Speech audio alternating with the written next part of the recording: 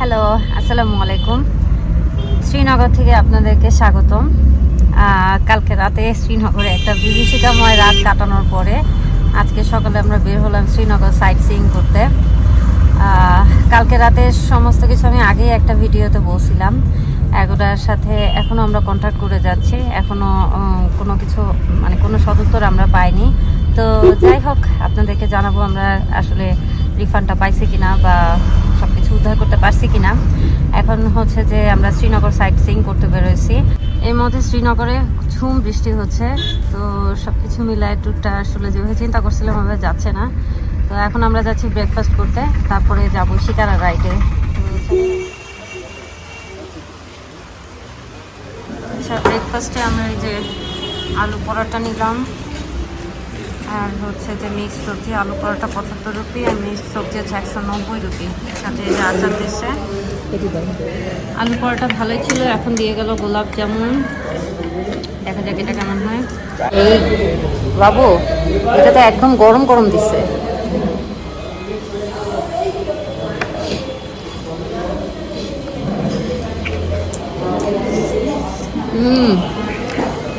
অনেক মজা লাগতেছে। এটা একদম গরম গরম, একদম গরম গরম, অনেক মজা। আচ্ছা, আমরা শিকারা রাইড শুরু করলাম। এইখানে আসলে কাশ্মীরে আসার পরে থেকে পেহেলগাম ভালো ছিল, পেহেলগামে কোনো সমস্যা হয় নাই। শ্রীনগরে আসার পরে থেকে একের পর এক ধোঁকা খাচ্ছি। এখন এখানে আসলে খুব ঝানু লোক লাগে সব কিছু হ্যান্ডেল করার জন্য।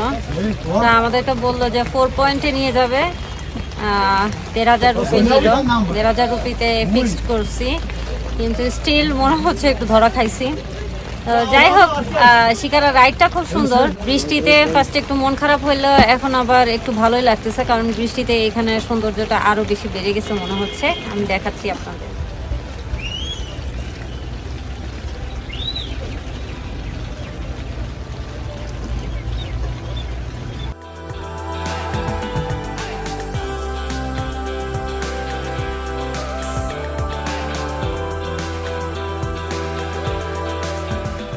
लेक का नाम है गोल्डन लेक।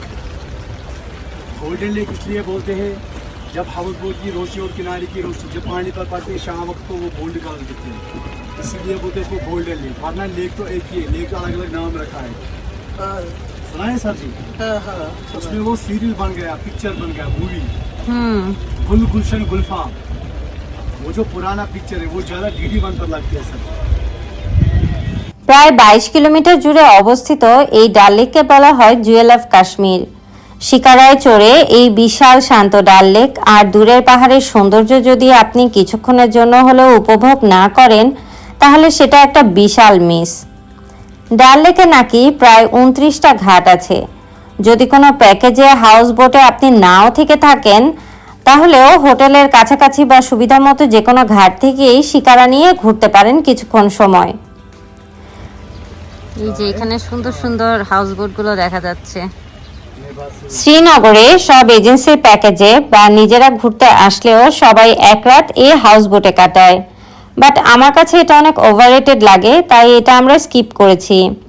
বাট আপনারা যারা অ্যাস্থেটিক ছবি তুলতে চান বা পশভাবে ট্যুর দিতে চান, তারা অবশ্যই হাউস বোটে এক রাত থেকে যাবেন। ভালো যে কোনো হাউস বোটে এক রাতের জন্য 5,000-6,000 টাকা খরচ হয়। সো বাজেট ট্রিপ যারা দিবেন তাদের জন্য এটা একটু বেশি হয়ে যায়। লেকের দুপাশে এই যে সারি সারি দোকানগুলো দেখা যাচ্ছে, এটাই হচ্ছে ডাল লেকের ফ্লোটিং মার্কেট। এখানে আকাশ ছোঁয়া দাম হওয়ায় আমরা আর এইসব দোকান থেকে কিছু কেনাকাটা করিনি। ডাল লেকে ঘুরতে আসলে সবাই আরেকটা যে অসুবিধার কথা বলে, সেটা হলো ফেরিওয়ালার যন্ত্রণা। ছোট ছোট নৌকায় করে খাবার দাবার সহ নানান পদের জিনিস ফেরি করে এখানে। তবে আমরা বেশ সকাল সকাল ঘুরতে বের হওয়ায় আর বৃষ্টি পড়ায় আমাদের এই সমস্যায় পড়তে হয়নি। আমাদের আজকের ট্রিপের প্ল্যানটা হঠাৎ করেই হওয়া। বাংলাদেশ থেকে আমরা প্ল্যান করে এসেছিলাম আজকে আমরা টিউলিপ গার্ডেন ঘুরে সোনমার্গ যাব, বাট বৃষ্টি আর গতকাল হোটেল নিয়ে ঝামেলায় পড়ে সেই প্ল্যান ক্যান্সেল। আমরা আজ 2,500 রুপি দিয়ে কারটা নিয়েছি সারাদিনের জন্য। টিউলিপ গার্ডেন ছাড়া আমাদের আসলে শ্রীনগরের ডেস্টিনেশন নিয়ে খুব বেশি আইডিয়া নেই। দেখা যাক আমাদের ড্রাইভার ভাই আমাদের কোথায় কোথায় নিয়ে যান। চলে আসছে আমরা চাষবাস শাহী গার্ডেন।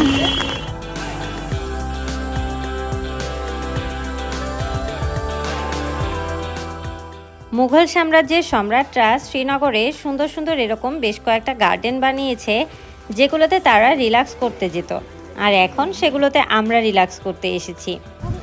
এই গার্ডেনটা মুঘল সম্রাট শাহজাহান তার বড় ছেলে দারাশিককে গিফট করেছিলেন, আর জায়গাটা আসলে খুবই জোস।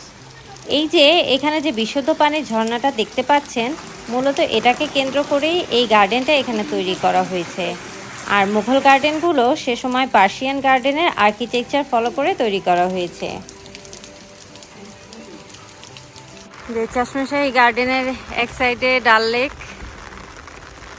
আর আরেক সাইডে বিশাল পাহাড়, কিন্তু পাহাড় আমরা আসলে চোখে দেখতে পাচ্ছি, কিন্তু কুয়াশার জন্য আসলে ভিডিওতে এভাবে আসছে না। আমরা বোটানিক্যাল গার্ডেনে আসছি,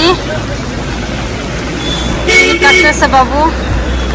এটার নাম হচ্ছে কি নেহরু মেমোরিয়াল বোটানিক্যাল গার্ডেন। এটা তো অনেক সুন্দর, এটা কি সুন্দর রে! আমি তো এত সুন্দর আশা করিনি। আমি যেসব ভিডিও দেখছি একটা তো কেউ বোটানিক্যাল গার্ডেনে আসে নাই। কারণ কি আলাদা করে তো শ্রীনগরে কেউ সাইট সিইং করে না এভাবে, সবাই সোনমার্গে যায়, গুলমার্গে যায়। हम लोग मुश्किल में पड़ जाते हैं। वाटर एटीएम अभी तो ना दे लगे ना अल्लाह अभी टाका ₹1 10 বাট এটা অনেক সুন্দর। চিল্ড পানি পাওয়া যায়, চিল্ড।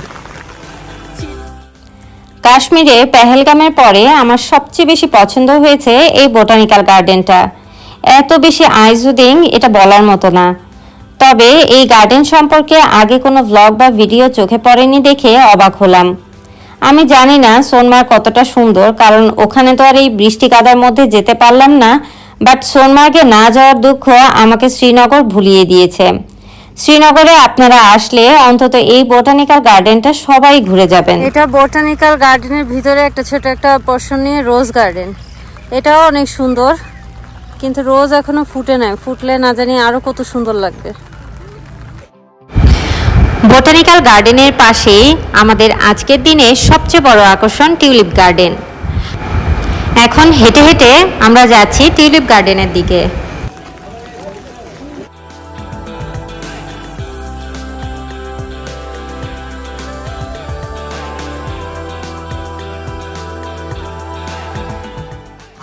এখান থেকে যদি চুরি করে দিতে বলো ফুল, তাহলে না বুঝবো যে তুমি না আসল মজনু।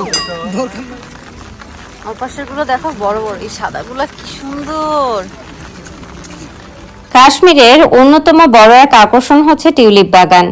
এটা কিন্তু সারা বছর ওপেন থাকে না, শুধুমাত্র এপ্রিল মাসেই এটা ওপেন রাখে। আর আমাদের সৌভাগ্য, আমরা একদম ঠিক সময়ে কাশ্মীরে উপস্থিত।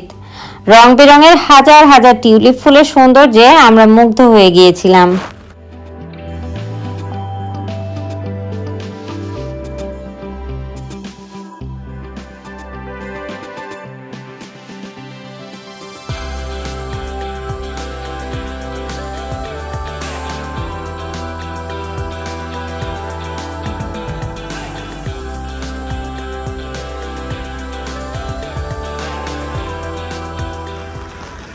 চোখে শান্তি লাগতেছে। আচ্ছা, ওই পাশে কি আরো একটা গার্ডেন আছে? তো আমরা আজকে আমাদের সবচেয়ে আসা যেখানে ইচ্ছা ছিল সেখানেই আসছি, টিউলিপ গার্ডেন। কিন্তু এত বৃষ্টি, আমাদের ইচ্ছা ছিল এখানে অনেক সুন্দর সুন্দর ছবি তুলবো, ওই নায়ক নায়িকাদের মতো দৌড়ায় দৌড়ায় ভিডিও করবো, কিন্তু কিচ্ছু সম্ভব হচ্ছে না। এখানে ভর্তি কাদা, যদিও টিউলিপ ফুল অনেক অনেক সুন্দর লাগতেছে দেখতে, কিন্তু বৃষ্টিতে আমাদের সব প্ল্যান ভেস্তে গেছে।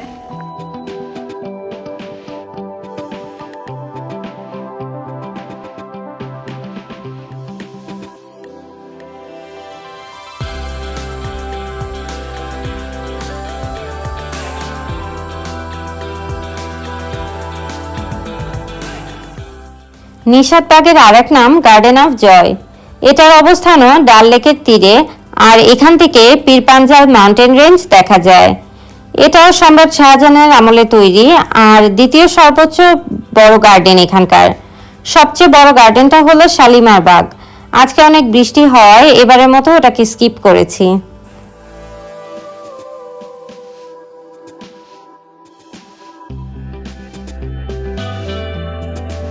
इसका नाम क्या है भैया? ये तो हलवा है, और ये पराठा।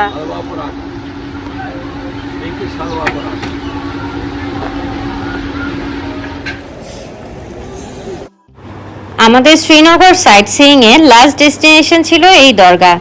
এখানে কিছু কনস্ট্রাকশনের কাজ চলছিল, তাই একটু এদিক সেদিক দেখেই সোজা চলে আসলাম ফেমাস রেস্টুরেন্ট আধুসে কাশ্মীরের ফেমাস ডিশ ওয়াজওয়ান খাওয়ার জন্য।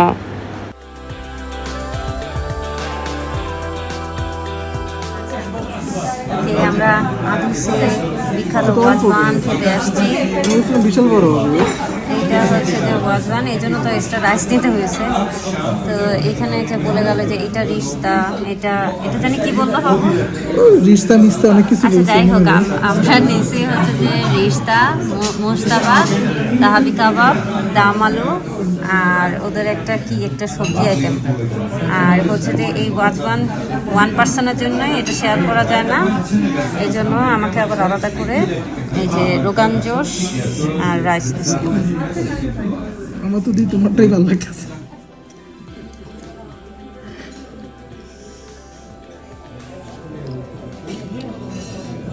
কাবাবটা মজা তো।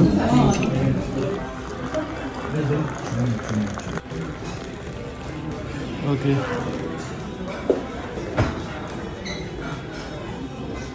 আচ্ছা এটা হচ্ছে কেওয়া কেওয়া। এটা মধু, এটার মধ্যে অনেক বাদাম আছে, মেবি মধু দিয়ে খাইতে হবে। মধু দিয়ে গেছে কিন্তু কিছু বলা যায়নি, এর জন্য কনফিউজড। ঠান্ডার মধ্যে যে গরম গরম কেওয়া খাইতে মজা লাগতেছে, যদি এর থেকে চা ভালো।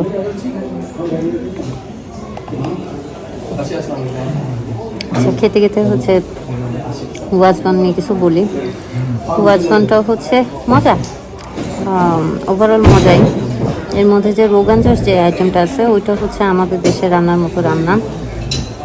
বাকি সব কটাতে হচ্ছে যে একটু র মিটের গন্ধ আসে, তো ওগুলো আর কি আমাদের টেস্টের সাথে একটু অন্যরকম, কিন্তু সবগুলোই আসলে মজা।